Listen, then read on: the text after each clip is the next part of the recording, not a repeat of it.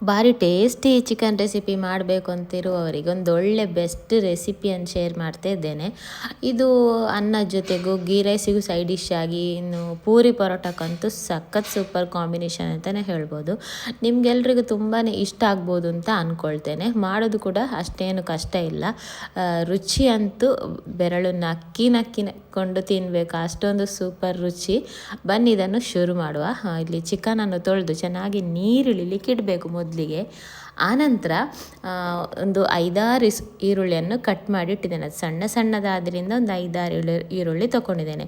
ಒಂದು ಪಾತ್ರೆಗೆ ಒಂದು ಸ್ವಲ್ಪ ಬೆಣ್ಣೆ ಹಾಕ್ಕೊಂಡು, ಬೆಣ್ಣೆ ಸ್ವಲ್ಪ ನೀರಾಗಬೇಕು. ಬೆಣ್ಣೆ ಅಲ್ಲ ಅಂದರೆ ತುಪ್ಪ ಅಥವಾ ಬೆಣ್ಣೆ ಇದನ್ನೇ ಹಾಕಬೇಕು, ಎಣ್ಣೆ ಬೇಡ. ಎಣ್ಣೆ ಹಾಕಿದರೆ ಅಷ್ಟೊಂದು ಟೇಸ್ಟಿ ಆಗೋದಿಲ್ಲ.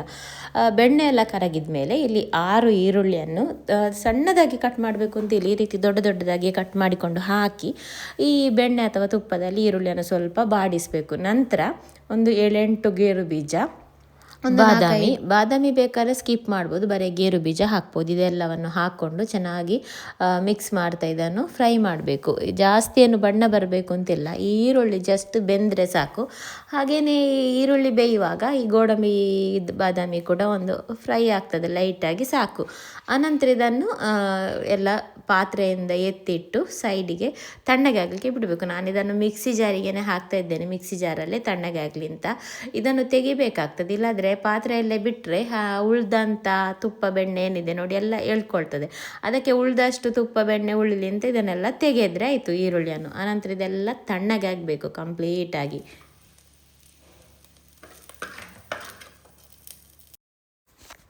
ಈಗ ನೋಡಿದ್ದು ತಣ್ಣಗೆ ಆಗಿದೆ, ಮಿಕ್ಸಿ ಮುಟ್ಬೋದು, ಅಷ್ಟು ತಣ್ಣಗೆ ಆಗಿದೆ. ಈ ತಣ್ಣಗಾದ ನಂತರ ಇದಕ್ಕೆ ಸ್ವಲ್ಪ ಮಸಾಲೆ ಹಾಕ್ಲಿಕ್ಕೆ ಉಂಟು. ಇಲ್ಲಿ ಮಸಾಲೆಗೆ ಒಂದು ಸಣ್ಣ ಒಂದು ತುಂಡು ಚಕ್ಕೆ ಹಾಕ್ತಾ ಇದ್ದೇನೆ, ಸಣ್ಣದು. ಆನಂತರ ಒಂದು 3-4 ಲವಂಗ. ಆನಂತರ ಇದಕ್ಕೆ ಖಾರಕ್ಕೆ ಅನುಸಾರವಾಗಿ ಕಾಳು ಮೆಣಸು ಹಾಕುವಂಥದ್ದು. ಇದನ್ನು ಕಾಳು ಮೆಣಸಲ್ಲೇ ಖಾರ ಆಗ್ತದೆ. ಇದು ಸ್ವಲ್ಪ ಈರುಳ್ಳಿಯ ಖಾರನೂ ಇರ್ತದೆ. ನಾನಿಲ್ಲಿ ಒಂದು 1 kg ಚಿಕನಿಗೆ ನೋಡಿ 1/4 ಸ್ಪೂನಷ್ಟು ಕಾಳು ಮೆಣಸು ಹಾಕ್ತೇನೆ, ಸ್ವಲ್ಪ ಖಡಕ್ಕಾಗಿಯೇ ಖಾರ ಇರಲಿ ಅಂತ. ಖಾರ ಇಷ್ಟು ಬೇಡ ಅಂತಿರುವವರು ಸ್ವಲ್ಪ ಕಾಳು ಮೆಣಸನ್ನು ಕಡಿಮೆ ಮಾಡ್ಬೋದು. ನಾನಿಲ್ಲಿ ಇಷ್ಟು ಹಾಕ್ತಾಯಿದ್ದೇನೆ. ಆನಂತರ 1 ಸ್ಪೂನಷ್ಟು ಇಲ್ಲಿ ಬಡೆಸೊಪ್ಪು ಹಾಕ್ತಾ ಇದ್ದೇನೆ. ನಿಮಗೆ ಬೇಕಾದರೆ ಒಂದು ಅರ್ಧ ಸ್ಪೂನ್ ಜೀರಿಗೆ, ಕೊತ್ತಂಬರಿ ಕೂಡ ಹಾಕ್ಬೋದು. ನಾನಿಲ್ಲಿ ಬಡೆಸೊಪ್ಪು ಮಾತ್ರ ಹಾಕ್ತಾ ಇದ್ದೇನೆ. ಆನಂತರ ಒಂದು 10-12 ಎಸಳು ಬೆಳ್ಳುಳ್ಳಿ, ಹಾಗೇನೊಂದು ಒಂದು ತುಂಡು ಶುಂಠಿ ಕೂಡ ಜಾಸ್ತಿ ಹಾಕ್ತಾಯಿಲ್ಲ, ಸಣ್ಣ ಒಂದು ತುಂಡು ಹಾಕ್ತಾ ಇದ್ದೇನೆ. ಯಾಕೆಂದರೆ ಶುಂಠಿ ಬೆಳ್ಳುಳ್ಳಿ ಜಾಸ್ತಿ ಹಾಕಿದರೆ ಅದರದ್ದೇ ಘಮ ಇರ್ತದೆ. ಇಲ್ಲಿ ನಮಗೆ ಬೇಕು ಈ ಈರುಳ್ಳಿ ಮತ್ತು ಕಾಳು ಮೆಣಸಿನ ಘಮ, ಅದಕ್ಕೋಸ್ಕರ. ಆನಂತರ ಒಂದು ಸ್ವಲ್ಪ ಒಂದು 2 ಗೆಲ್ಲಷ್ಟು ಕೊತ್ತಂಬರಿ ಸೊಪ್ಪು ಕೂಡ ಹಾಕಿದನ್ನು ನೀರು ಹಾಕದೆ ಇದನ್ನು ಹೀಗೇ ಗ್ರೈಂಡ್ ಮಾಡಬೇಕು. ನೀರು ಹಾಕದೇ ಗ್ರೈಂಡ್ ಮಾಡಲಿಕ್ಕೆ ಆಗ್ತದೆ, ಇದನ್ನು ನೀರು ಹಾಕಬೇಕು ಅಂತ ಇಲ್ಲ. ಆನಂತರ ನೋಡಿ ಅದೇ ಪಾತ್ರೆಯಲ್ಲಿ ತುಪ್ಪ ಬೆಣ್ಣೆ ಇದ್ದರೆ ಅದೇ ಸಾಕು, ಇಲ್ಲಾದರೂ ಒಂದು ಸ್ವಲ್ಪ ಹಾಕಿದರೆ ಸಾಕು.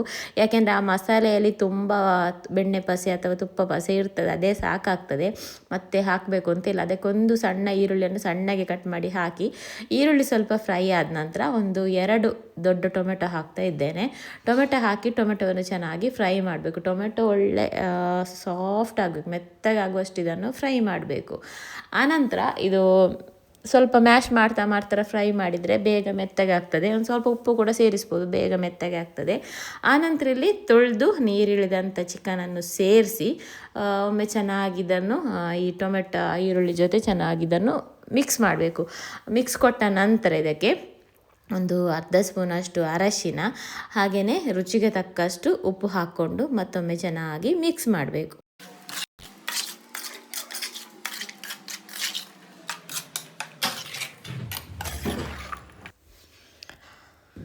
ಈ ಮಿಕ್ಸ್ ಮಾಡುವಾಗಲೇ ಸ್ವಲ್ಪ ನೀರಿನ ಪಸೆ ಬಿಡಲಿಕ್ಕೆ ಶುರುವಾಗ್ತದೆ. ಆನಂತರ ಇಲ್ಲಿ ನಾವು ಗ್ರೈಂಡ್ ಮಾಡಿದ್ದ ಪೇಸ್ಟ್ ನೋಡಿ, ಈ ಗ್ರೈಂಡ್ ಮಾಡಿ ಸಣ್ಣಗೆ ಆದರೆ ಪೇಸ್ಟ್ ಈ ರೀತಿ ಗಟ್ಟಿ ಇರ್ತದೆ. ತಕ್ಷಣ ಆದರೆ ಸ್ವಲ್ಪ ನೀರಾಗಿ ಇರ್ತದೆ.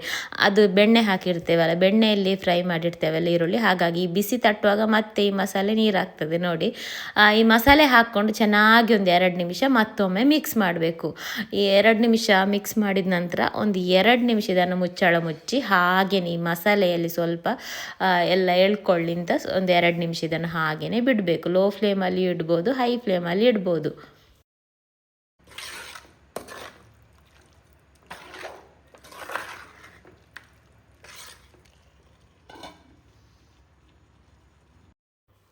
ಈಗ ಒಂದು 2 ನಿಮಿಷದ ನಂತರ ನೋಡಿ ಸ್ವಲ್ಪ ನೀರು ಬಿಟ್ಟಿದೆ.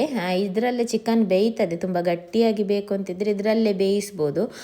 ಏನಾದರೂ ತಿನ್ನಲಿಕ್ಕೆ ಸೈಡ್ ಡಿಶ್ ಆಗಿ ಸ್ವಲ್ಪ ಗ್ರೇವಿ ಥರ ಬೇಕು ಅಂತ ಇದ್ದರೆ ಮಿಕ್ಸಿ ತೊಳೆದ ನೀರನ್ನು ಹಾಕಿದರೆ ಆಯಿತು. ನಾನೊಂದು ಅರ್ಧ ಗ್ಲಾಸಷ್ಟು ಮಿಕ್ಸಿ ತೊಳೆದ ನೀರನ್ನು ಹಾಕಿ ಮಿಕ್ಸ್ ಕೊಟ್ಟಾಗ ತುಂಬ ತಿಕ್ಕಂತ ಅನಿಸಿತು. ಅದಕ್ಕೆ ಮತ್ತೆ ಒಂದು ಅರ್ಧ ಗ್ಲಾಸ್ ಇಲ್ಲಿ ನೀರು ಸೇರಿಸ್ತಾ ಇದ್ದೇನೆ. ಇದೆಂತ ಅಂದರೆ ಈ ನಾವು ಈರುಳ್ಳಿ ಮತ್ತು ಗೇರು ಬೀಜ ಬಾದಾಮಿ ಎಲ್ಲ ಗ್ರೈಂಡ್ ಮಾಡಿದ್ದಾವಲ್ವ, ಹಾಗಾಗಿ ಇದು ತಣ್ಣಗಾಗುವಾಗ ಇನ್ನೂ ಕೂಡ ಗಟ್ಟಿ ಗಟ್ಟಿಯಾಗಿಯೇ ಬರ್ತದೆ. ಮಸಾಲೆ ತುಂಬ ತಿಕ್ಕಾಗಿ ಬರ್ತದೆ.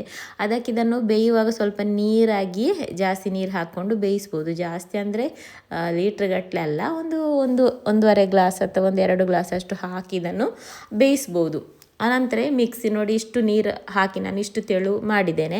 ಎಲ್ಲ ಚೆನ್ನಾಗಿ ನೀರೆಲ್ಲ ಹಾಕಿ ಮಿಕ್ಸ್ ಕೊಟ್ಟ ನಂತರ ಒಂದು ಅರ್ಧದಷ್ಟು ಲೆಮನ್ ಜ್ಯೂಸನ್ನು ಸೇರಿಸಿ ಒಂದು ಸ್ವಲ್ಪ ಕೊತ್ತಂಬರಿ ಸೊಪ್ಪನ್ನು ಕೂಡ ಇಲ್ಲಿ ಕಟ್ ಮಾಡಿ ಇಟ್ಟಿದ್ದೇನೆ. ಅದನ್ನು ಕೂಡ ಸೇರಿಸಿ ಒಂದು ಮಿಕ್ಸ್ ಕೊಟ್ಟು ಇನ್ನು ಇದನ್ನು ಚಿಕನನ್ನು ಬೇಯಲಿಕ್ಕೆ ಬಿಡಲಿಕ್ಕೆ ಲೋ ಫ್ಲೇಮಲ್ಲಿ ಆದರೆ ಒಂದು 10-15 ನಿಮಿಷ ಸಾಕಾಗ್ತದೆ, ಬೇಯ್ತದೆ ಇದು. ಹೈ ಫ್ಲೇಮಲ್ಲಿ ಕೂಡ ಇದನ್ನು ಬೇಯಿಸ್ಬೋದು. ನಾನಿಲ್ಲಿ ಒಂದು ಸ್ವಲ್ಪ ಕರಿಬೇವು ಕೂಡ ಹಾಕಿದ್ದೇನೆ, ಮೇಲಿಂದ ಹಾಕಿ ಮಿಕ್ಸ್ ಮಾಡಿದ್ದೇನೆ. ಅಲ್ಲಿ ವಿಡಿಯೋ ಸ್ಕಿಪ್ ಆಗಿದೆ, ಆ ವಿಡಿಯೋ ಇಲ್ಲ ಕರಿಬೇವು ಹಾಕಿದ್ದು. ಕರಿಬೇವು ಕೂಡ ಹಾಕ್ಕೊಂಡು ಎಲ್ಲವನ್ನು ಮಿಕ್ಸ್ ಕೊಟ್ಟು ಮುಚ್ಚಳ ಮುಚ್ಚಿ ಚಿಕನ್ ಬೇಯುವಷ್ಟು ಹೊತ್ತು ಇದನ್ನು ಬೇಯಿಸಿದರೆ ಆಯಿತು. ನಾನಿಲ್ಲಿ ಹತ್ತಿರದಲ್ಲಿ ನಿಲ್ಲಲಿಕ್ಕೆ ಟೈಮ್ ಇಲ್ಲ ಅಂತ ಲೋ ಫ್ಲೇಮಲ್ಲಿ ಹಾಕಿ ಅದನ್ನು ಬೇಯಲಿಕ್ಕೆ ಇಟ್ಟಿದ್ದೇನೆ. ಇದು ಮೆದುಕೋಳಿ ಆದ್ದರಿಂದ ಬೇಗನೆ ಬೇಯ್ತದೆ. ನೋಡಿದರೆ ಆಯಿತು, ನಿಮಗೆ ಚಿಕನ್ ಎಷ್ಟು ಬೇಯಬೇಕು ಅದರ ಮೇಲೆ ಡಿಪೆಂಡ್, ಅದರ ಮೇಲೆ ಟೈಮ್ ನೋಡ್ಕೊಂಡು ಬಿಟ್ಟರೆ ಆಯಿತು. ಈ ಬಾಯ್ಲರ್ ಕೋಳಿನ ಜಾಸ್ತಿ ಏನು ಬೇಯಬೇಕು ಅಂತಿಲ್ಲ. ಅದು ನಾವು ಈಗಲೇ ತುಂಬ ಪಿಚಿಡಿ ಬೇಯಿಸಿದರೆ ಮತ್ತು ಒಂದು ಊಟ ಆದಮೇಲೆ ಇನ್ನೊಮ್ಮೆ ಊಟ ಮಾಡುವಾಗ ಅದನ್ನು ಬಿಸಿ ಮಾಡುವಾಗ ಅದರಲ್ಲಿ ಏನೂ ಸಿಗೋದಿಲ್ಲ, ಫುಲ್ ಎಳ್ಳು ಬೆಲ್ಲ ಪುಡಿ ಆಗಿರ್ತದೆ. ಅದಕ್ಕೆ ಸ್ವಲ್ಪ ನೋಡಿಕೊಂಡು ಬೇಯಿಸಿದರೆ ಆಯಿತು. ಹದವಾಗಿ 10-15 ನಿಮಿಷ ಧಾರಾಳವಾಗಿ ಸಾಕಾಗ್ತದೆ ಬೇಯಲಿಕ್ಕೆ. ಸ್ವಲ್ಪ ತಣ್ಣಗಾಗ್ತಾ ಬರುವಾಗ ನೋಡಿ ಎಷ್ಟು ತಿಕ್ಕಾಗಿ ಬರ್ತದೆ ಗ್ರೇವಿ ಅಂತ. ಇನ್ನೂ ತಣ್ಣಗಾಗುವಾಗ ಇನ್ನೂ ತಿಕ್ಕಾಗಿ ಬರ್ತದೆ. ಪೂರಿ ಪರೋಟಕ್ಕಂತೂ ಸಖತ್ ಅಂತಲೇ ಹೇಳ್ಬೋದು. ಗೀ ರೈಸಿಗೂ ಸೈಡ್ ಡಿಶ್ ಆಗಿ ಒಳ್ಳೆಯದಾಗ್ತದೆ, ಹಾಗೆಯೇ ಅನ್ನಕ್ಕೂ ಸೂಪರ್ ಆಗ್ತದೆ. ಫ್ಲೇವರ್ ಈ ಕಾಳು ಮೆಣಸಿನ ಖಾರ, ನಾನು ಸ್ವಲ್ಪ ಕಾಳು ಮೆಣಸು ಖಡಕ್ ಹಾಕಿದ್ದೇನಲ್ಲ, ಒಳ್ಳೆ ಖಾರ ಆಗಿದೆ. ಹಾಗೆಯೇ ಈ ಈರುಳ್ಳಿ, ಬೆಣ್ಣೆಯಲ್ಲಿ ಬೇಯ್ದಂಥ ಈರುಳ್ಳಿ, ಆ ಫ್ಲೇವರೇ ಮೂಗಿಗೆ ಹೊಡಿತದೆ, ಸಖತ್ತಾಗ್ತದೆ. ನಿಮಗೆ ಖಂಡಿತ ಇಷ್ಟ ಆಗ್ಬೋದು ಅಂತ ಭಾವಿಸ್ತೇನೆ. ಏನಾದರೂ ಗೆಸ್ಟ್ ಬರೋದಾದರೆ ಈ ರೀತಿ ಸ್ಪೆಷಲಾಗಿ ಚಿಕನ್ ಮಾಡಬೇಕು ಅಂತ ಅನಿಸಿದರೆ, ಅಥವಾ ಸಂಡೇ ಸ್ಪೆಷಲ್ ಏನಾದರೂ ಸ್ಪೆಷಲಾಗಿ ಮಾಡುವ ಅಂತ ಅನಿಸಿದರೆ, ಅಥವಾ ಮಾಮೂಲಿಯಾಗಿ ಚಿಕನ್ ಮಾಡುವಾಗ ಒಂದೇ ರೀತಿ ತಿಂದು ಬೋರ್ ಆಗಿದ್ದರೆ ಏನಾದರೂ ಸ್ಪೆಷಲಾಗಿ ಮಾಡುವ ಅಂತ ಅನಿಸಿದರೆ, ಯಾವಾಗ ಬೇಕಾದರೂ ಈ ಚಿಕನ್ ರೆಸಿಪಿಯನ್ನು ಒಮ್ಮೆ ಟ್ರೈ ಮಾಡಿ. ಖಂಡಿತ ನಿಮಗೆಲ್ಲರಿಗೂ ಇಷ್ಟ ಆಗ್ತದೆ ಅಂತ ಭಾವಿಸ್ತೇನೆ. ಇಷ್ಟ ಆದರೆ ಒಂದು ನಿಮ್ಮ ಫೀಡ್ಬ್ಯಾಕ್ ಕೊಡಲಿಕ್ಕೆ ಮಾತ್ರ ಮರಿಬೇಡಿ.